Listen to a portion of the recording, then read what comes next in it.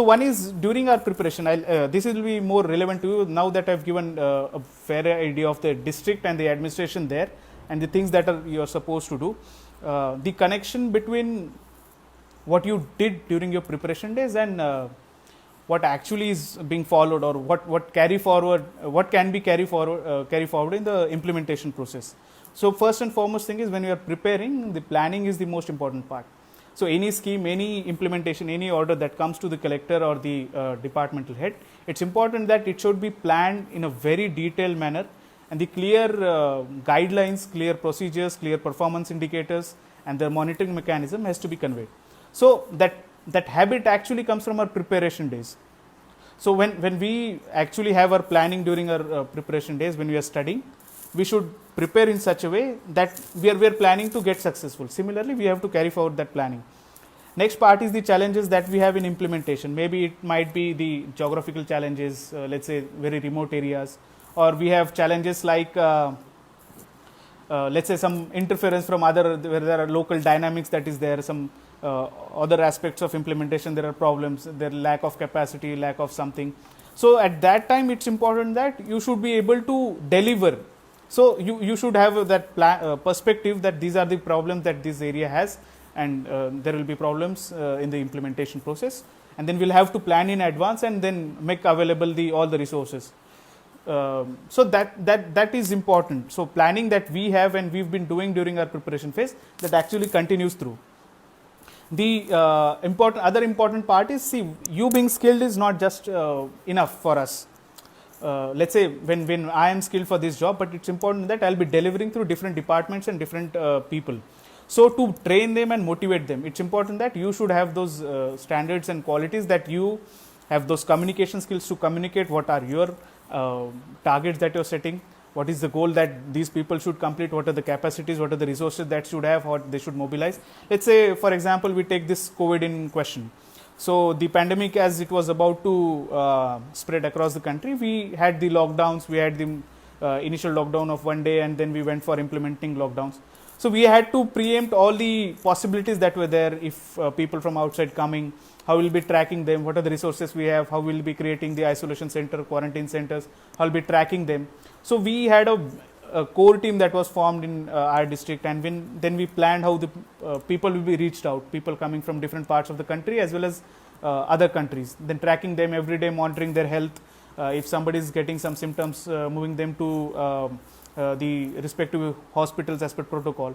So it requires that deliberate planning and execution, and then you have to have that strong system, because when you are trying to deliver on such complex aspects, it's important that the last person who's there, he also delivers at the critical point of time, because it's important to understand that times like this, there's nobody who's standing between the disaster or the problem that's there and the people at large, and most of the people who suffer are mostly the poor or the vulnerable ones, vulnerable section people. So it's important that it's the government, and the role of this district administration or governments is that, or in particular IAS, is that we have to deliver at these times when at times systems and other deliverables are not there.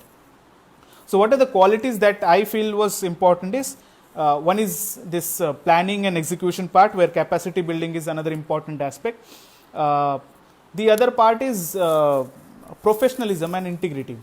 So what is professionalism? Professionalism is when I am assigned, and when the district administration is assigned with some schemes, some programs, or get some orders regarding COVID, it's important that they should be implemented in toto till the field level. And irrespective of whatever challenges that we are there, we are able to deliver.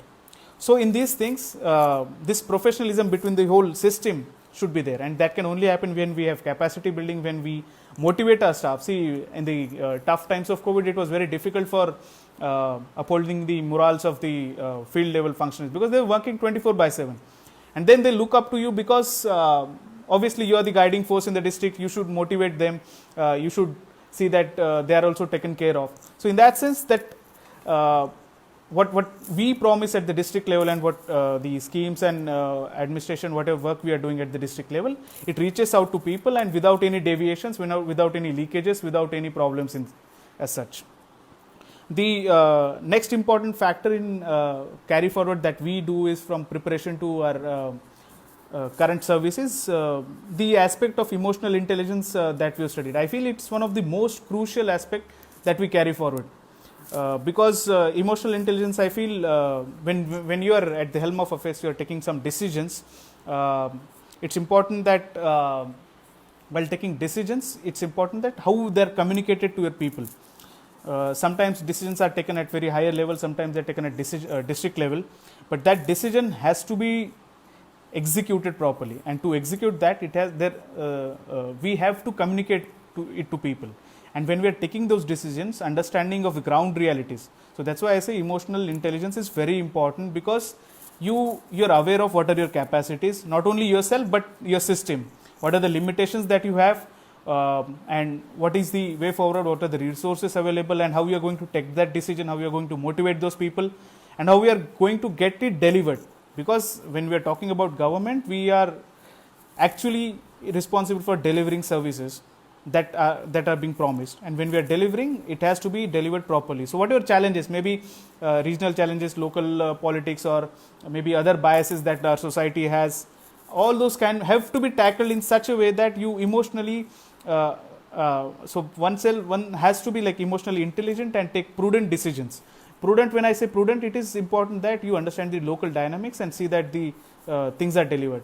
Let's say, taking an example of COVID-19 that we are currently going through, it was very hard for us to convince people to stay indoor for a long time. Initially, they were aware, media played a pretty good role, but then convincing them, providing them essential services, managing the cases that were coming up. So it was difficult, because people have never stayed indoors for such a long time. And it was difficult for our staff also to go and monitor again and again. So it's important that we understand their problems, we create such environment, create awareness, we reach out to people, so that no new other challenges come up, and we proactively manage this pandemic. So this is the planning and execution that is required, and that can only happen when you are emotionally intelligent about the whole situation. You are aware of what are your capacities, how you can deliver, how much you can deliver, and all those aspects. Another aspect that is important that we have during our UPSC preparation, that is eye for detail. See, we go through newspapers, we go through various books and study for long. During these times, we focus very much on what are the details that are there, the dates, the roles, different committees, maybe laws. We go into exact details. It's important that eye for detail has to continue. When you go for a visit, let's say for PHC or an educational institute, maybe primary school, it's important that when you go around, you are able to grasp how much education is being imparted, what is the quality of health services are there, or what are the local problems. When you go around a village, when you go for a village visit, you should be able to understand what are the problems. So in that sense, that eye for detail is much more important. Next part is ability to learn. Ability to learn, when I say, it's important that we come with a lot of preconceived notions and biases. We need to unlearn that and relearn what are the actual setup in the field, what are the challenges, what are the ways and means of getting things done, the cultural, the customs, and then how we are going to deliver based on our agendas and targets that are given to us. So that is more important. And pragmatism. Pragmatism, in the sense, pragmatism means that understanding a holistic and realistic understanding of the challenges. At times, when you're there in the district, an IAS who is at the head of the district, let's say the collector who's the head of the district, he has to coordinate between different departments. So that coordination can only happen when you understand the problems. So when you are emotionally intelligent, you understand the problems of each and every one, you understand the realistic problems, and you create a system in times of crisis, and then you deliver. So that pragmatism comes in when you are able to understand each and capacities and capabilities of each and every person and department, and the problems that are actually there. So if it's, I call it the 100-meter race issue. So when you're running a 100-meter race, you know that it's for 100 meter, but somebody who's not so fast or who's not aware, he might be running a 110-meter race and competing with somebody who's going for a 100-meter race, or somebody who's running a 400-meter race and competing with a person with 100-meter race. So understanding like how big is your task, how realistic are the targets, and how we are able to deliver. These are the major problems that are there. And the most important part in the long term is, these are the short term challenges when we go for implementation of schemes and other things. The long term challenges are about giving a hope and vision to the masses. So be it rural aspects or urban aspects or employment, it is the district administration who's along with the various schemes that are there from state and central government, we give that hope to the people about their lives, maybe in terms of education, in terms of health, in terms of employment. Let's say for agriculture, when we push people to go for climate smart agriculture, or where we go ask them to go for horticulture or go for water saving means of agriculture. So these things are important. So in a way, along with the firefighting that goes on initially, we are also responsible for something that is in the long term.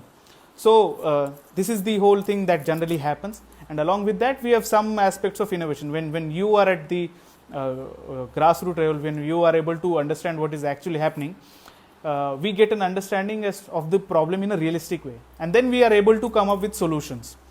Unless and until we get the fair understanding of those problems, we cannot come up with innovations.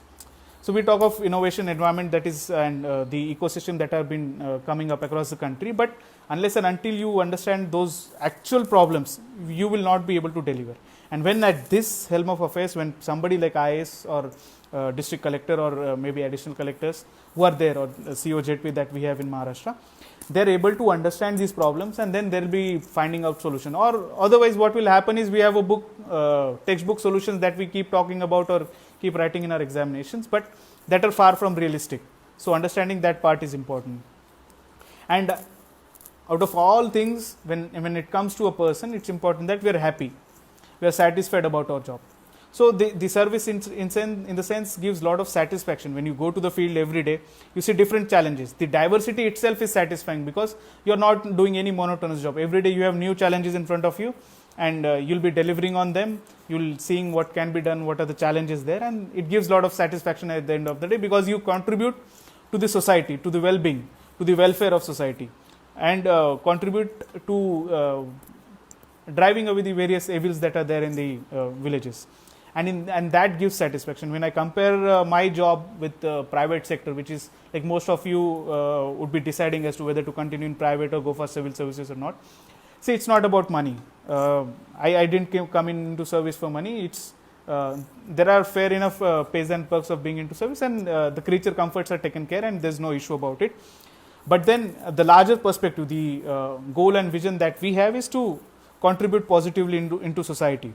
And this service actually gives an opportunity that is like, I cannot compare it with private sector. Though they'll be doing very good job, they'll be contributing in multiple ways, but the opportunity that you get into this service is immense. Every day you choose a field and you'll be having opportunity to deliver, because there's a lot to be done and there's a lot being done. We are building on what our predecessors have done, and then we'll be building on whatever the capacities that we have, and our future generation will also build on it. So that satisfaction and that ability to deliver, an opportunity to grow, not only for society, but also it helps in individual also. When you are dealing with such aspects, you are managing so many issues, you are able to build by yourself, and that is major satisfaction I feel I have.